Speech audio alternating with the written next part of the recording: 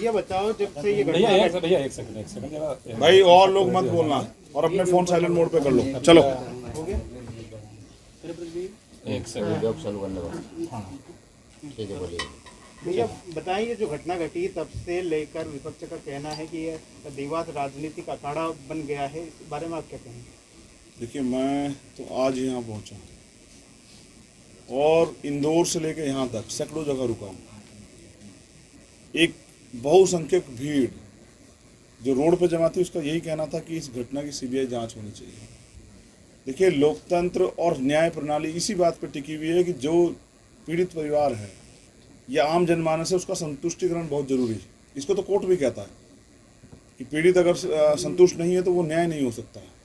तो पीड़ित परिवार, मैं अभी पीड़ित परिवार से मिला, वो जो भाई, अभागा भाई जो वहाँ हैं और वो बहन, और उन्होंने जो मुझे बताया उसके बाद मुझे भी लगता है, उनकी मांग भी है कि इस घटना की सीबीआई जांच होनी चाहिए। और क्योंकि मैं पूरे देश के लोगों में से संदेश प्राप्त करता रहता हूँ, तो ये चर्चा आज यहाँ नहीं बची है, ये पूरे देश में चली गई है।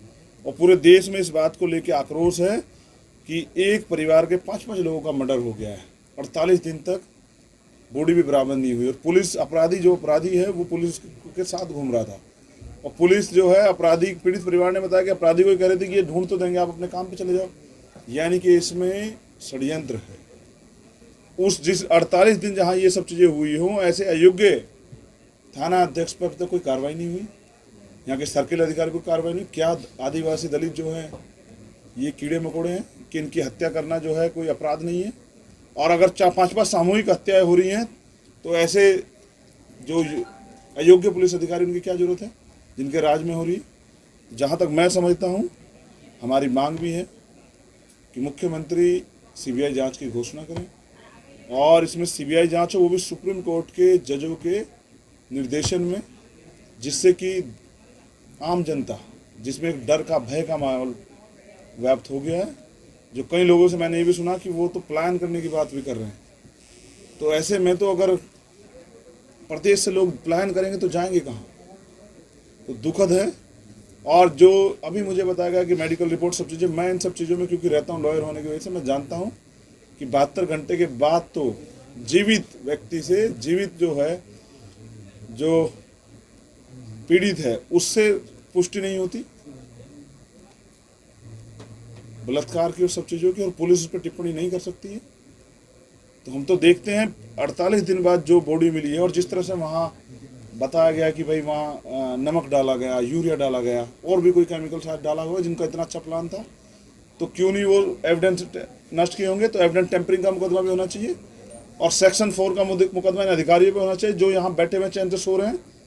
वो परिवार डर के साए में है, तो उस परिवार की सुरक्षा के लिए और सुरक्षा के साथ इस मामले को फास्ट ट्रैक कोर्ट में चलाया जाए, अपराधियों को सख्त से सख्त सजा हो, सीबीआई जांच हो, और जो अधिकारी कर्मचारी इसमें इन्वॉल्व हैं, जिन्होंने न्याय को प्रभावित करने का काम किया, जो नेता इसमें इन्वॉल्व हैं, उन पे भी जो है शिकंजा कसा जाए, जिससे कि मध्य प्रदेश की जनता जो है वो ये समझे कि सरकार में न्याय भी होता है। और अगर ये नहीं होता तो हम ये मान लेंगे कि ये मुख्यमंत्री जो हैं ये आदिवासी और दलित विरोधी है, और ये कभी नहीं चाहता कि न्याय हो आदिवासियों के साथ। ये अपराधियों का जो फोटो वायरल हुआ था क्षेत्रीय विधायक और मुख्यमंत्री के लड़के के साथ में, इसमें आप किस नज़र से देखते हैं?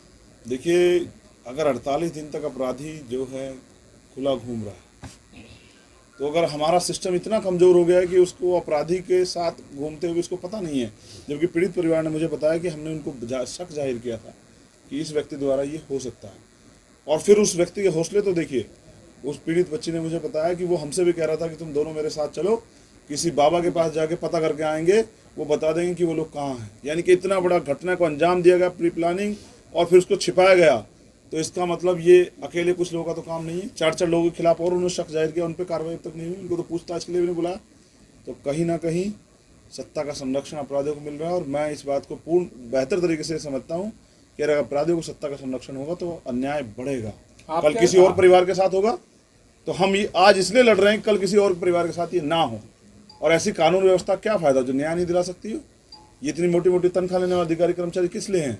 और अगर इन पर दबाव है तो ये मामला हम कहीं और ट्रांसफर करवा लेंगे। हम तो चाहेंगे दिल्ली आए मामला, और वहाँ इसकी जांच हो, और वहाँ ही कोर्ट में चले, तो हम इन सबको ले चलेंगे वहाँ दिल्ली, तिहाड़ में, और वो बता रहे हैं आप आरोपी जो है देवास जेल में।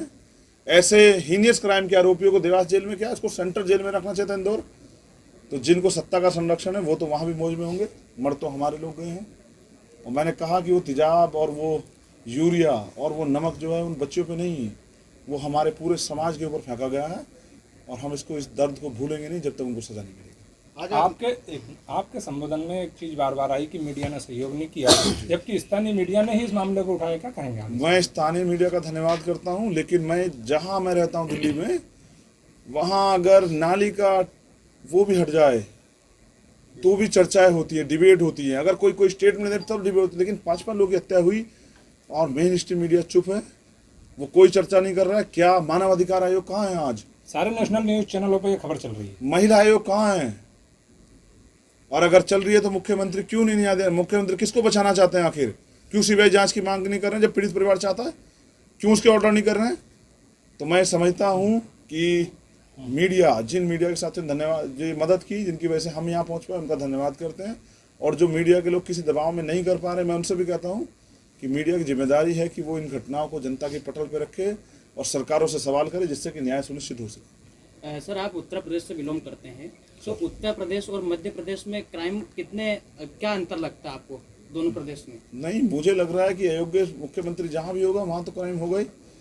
जहां ऐसी सरकार होगी जो इस क्राइम को क्राइम नहीं मान रही है, क्या मैं पूछना चाहता हूं आपसे, मुख्यमंत्री क्या इस आदिवासी परिवार को कीड़े मकोड़े समझ रहे हैं जो उनके पास मिलने आने का समय नहीं है? वो शादियों में जाते हैं, ब्याहों में जाते हैं, एक मंत्री नहीं मिलने आता। एक मंत्री आज आया तो क्योंकि चंद्रशेखर आ रहा है तो मिलने आ गया, तो मिलने आके क्या करोगे? न्याय कौन देगा?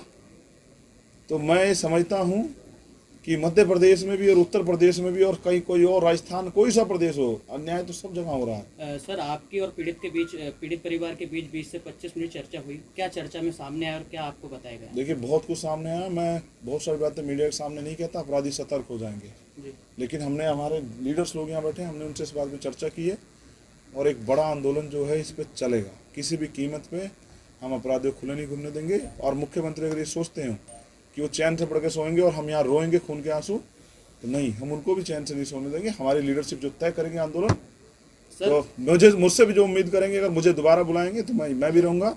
मगर मैं अब कल दिल्ली से हमने तय किया कि हम अपनी लीडरशिप से बात करके जल्दी जो है मध्य प्रदेश भवन का गिराव करेंगे दिल्ली में, और जो बाकी यहाँ जो भी आंदोलन होगा वो यहाँ की लीडरशिप जो तय करेगी, हम उसके साथ खड़े रहेंगे। सर, आपके और यहाँ के कार्यकर्ताओं, जेएस पार्टी कार्यकर्ताओं के बीच बंद कमरे में चर्चा हुई। सर, आगामी क्या तैयारी आपकी? यही चर्चा है कि अकेले अकेले क्यों मरे, जब लड़ाई एक है, रास्ता एक है, और जब एक जैसे लोगों से पीड़ित हैं और अधिकार एक जैसे लोग छीन रहे हैं, तो क्यों नहीं मिलकर लड़ रहे हैं?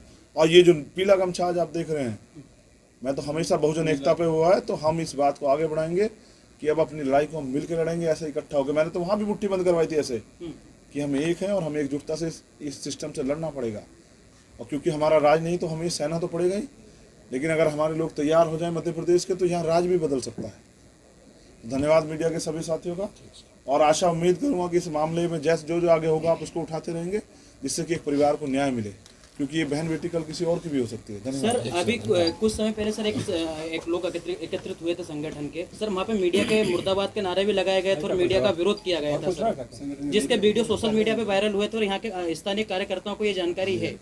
देखिए, मैं समझता हूँ कि विरोध है जनता का, और ये कभी कभी नेताओं को भी सहना पड़ता, मीडिया को भी सहना चाहिए, क्योंकि बड़ी घटनाएं जब होती तो जनता के अंदर आक्रोश होता है। मगर मैं तो धन्यवाद कर रहा हूँ आपका, और मैं दोबारा भी धन्यवाद कर देता हूँ आपके सहयोग के लिए, इस पहल के लिए, क्योंकि सरकार के खिलाफ आवाज़ उठाना, मीडिया के लोग, मैं तो दिल्ली में रहता हूँ, सीबीआई की ईडी वाले आ जाते हैं, इनकम टैक्स वाले आ जाते हैं, आईबी वाले आ जाते हैं, तो मीडिया के लोग जो कर रहे हैं उनका धन्यवाद, जो नहीं कर रहे हैं उनको भी करना चाहिए। ठीक है।